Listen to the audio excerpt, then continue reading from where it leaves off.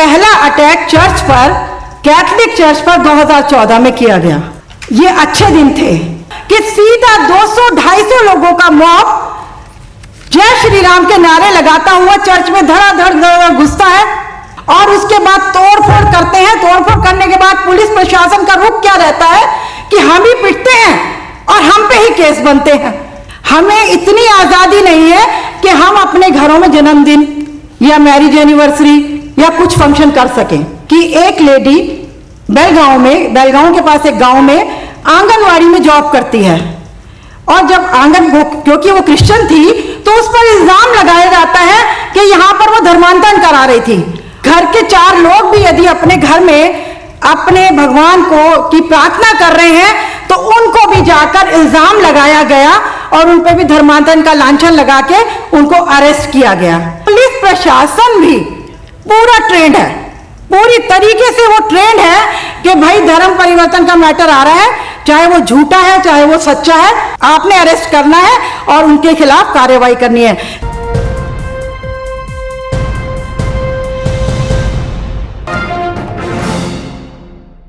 कि जिसको अब भी हो सियासत पे यकीन, जिसको अब भी हो सियासत पे यकीन, उसको ये मुल्क दिखाया जाए। आज जिस तरीके से अच्छे दिन के वादे किए गए थे 2014 में और वो अच्छे दिन का आगाज माइनॉरिटी पे कैसे किया कि सबसे पहला अटैक चर्च पर, कैथोलिक चर्च पर 2014 में किया गया। ये अच्छे दिन थे और वो उनका जो अच्छे दिन का प्रोग्राम था, जो एक नारा था, वो आगे बढ़ता गया और ईसाइयों पर लगातार सताव आज की तारीख में भी बहुत ही बुरी तरीके से हो रहा है।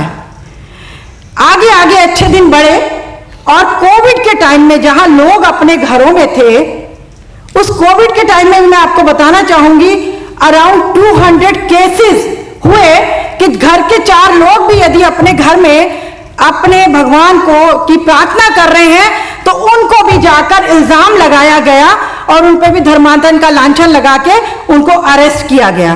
उससे आगे बढ़ेंगे, मैं मॉब वायलेंस पे बात कर रही हूं। अराउंड हमारे देश में करीबन 13 से 14 स्टेट्स में धर्मांतरण की जो ये प्रक्रिया है अच्छे दिन की, वो चल रही है और उसमें एक शुरुआत उन्होंने जो मॉब वायलेंस की वो रुड़की में एक चर्च चलता है।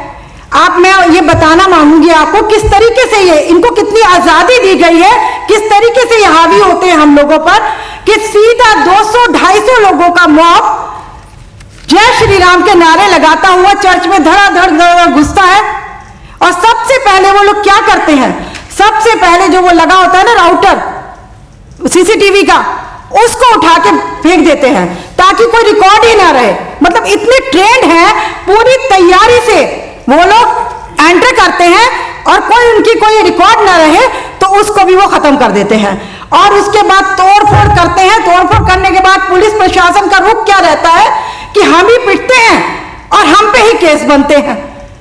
फिर और मैं आगे आपको लेके चलती हूं कि हमारे को किस तरीके से सोशल बॉयकॉट किया जा रहा है। अभी मैं उसकी कर्नाटका की बात करती हूं।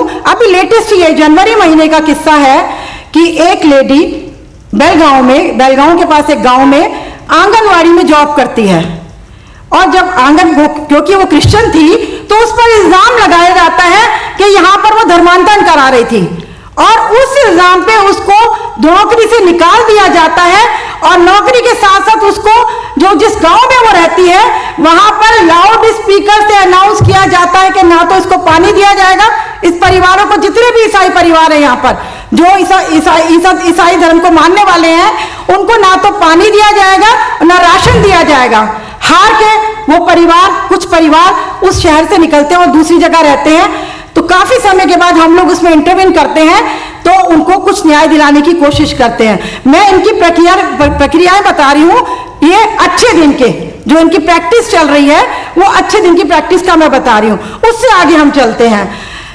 केरल में एक छत्तीसगढ़ के लोग रहते हैं और वहां पर उनके बेटे की डेथ हो जाती है और जब डेथ हो जाती है तो उनकी इच्छा होती है कि चलो मैं अपने बच्चे को जहाँ का गांव का है वहीं पर लेके आता हूँ। जब वो वहाँ गांव में लाते हैं तो वहाँ गांव में उनको बरियल करने नहीं दिया जाता और हार के उसको किस दूसरे सिटी में जाकर उसका बरियल किया जाता है। उस पे ये इल्जाम है कि आप ईसाई धर्म के हो, आप लोगों को यहाँ बरियल किया नहीं जाएगा क्योंकि आप लोगों ने धर्म परिवर्तन किया, अपना कन्वर्जन किया। इस तरीके के हादसे और बढ़ रहे हैं ईसाइयों पर। अभी लेटेस्ट मैं आपको लास्ट ईयर का बताती हूँ, गाजियाबाद का। हमें इतनी आजादी नहीं है कि हम अपने घरों में जन्मदिन या मैरिज एनिवर्सरी या कुछ फंक्शन कर सकें। एक जगह गाजियाबाद में बर्थडे सेलिब्रेशन था, सभी लोग अपने धर्मगुरुओं को बुलाते हैं, कुछ लोग हमारे भी धर्मगुरु गए वहां पर। मॉब आता है, घुसता है और कहता है यहाँ पे धर्म परिवर्तन हो रहा है और 13 लोगों को अरेस्ट कर लिया जाता है गाजियाबाद पुलिस से। और पुलिस उनके साथ क्या बर्ताव करती है कि आप चकित हो जाएंगे कि पुलिस उनको लेडीज के साथ बदतमीजी करती है पुलिस स्टेशन में। और जब उनको जेलों में डाला जाता है, मैं खुद गई हूं जेल, दासना मसूरी जेल में मैं गई, मैं खुद का एक्सपीरियंस बता रही हूं कि वहां जब मैं गई तो घुसते ही पर्ची काटने के पैसे दो, फिर जब अंदर एंटर किए तो टाइम बढ़ाने के पैसे दो। मुझे बहुत गुस्सा आया।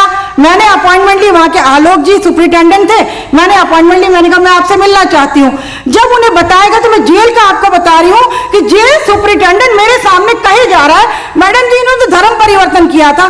फिर मैं चिल्ला पड़ी, मैंने बोला कि जेल में कौन सा धर्म परिवर्तन हो रहा है जो आप, मतलब मैं ये बता रही हूं कि पुलिस प्रशासन भी पूरा ट्रेंड है, पूरी तरीके से वो ट्रेंड है कि भाई धर्म परिवर्तन का मैटर आ रहा है, चाहे वो झूठा है चाहे वो सच्चा है, उसको आपने अरेस्ट करना है और उनके खिलाफ कार्रवाई करनी है।